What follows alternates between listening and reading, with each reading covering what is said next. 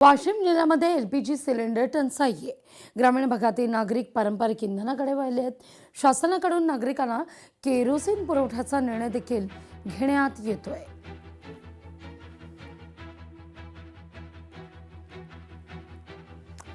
ऑर्डरच्या बहाण्यानं केटरिंग व्यावसायिकाला लुटलेलं आहे।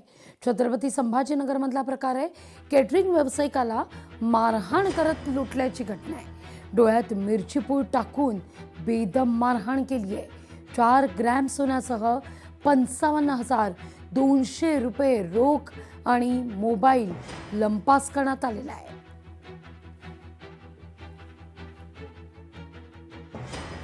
राहुरीमध्ये निवडणूक बिनविरोध होण्याची शक्यता तशी धुसरच आहे। ठाकरे सेनेचे गोविंद मुकाटे आता निवडणुकीच्या रिंगणात उतरण्याचा विचार करतायत। या ठिकाणी गोविंद मुकाटे माजी पंचायत समितीचे सदस्य आहेत।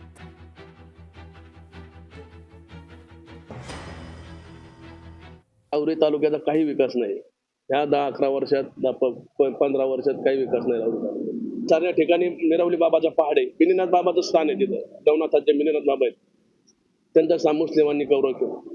सगळे मुस्लिमांनी तिथं येडा घातला।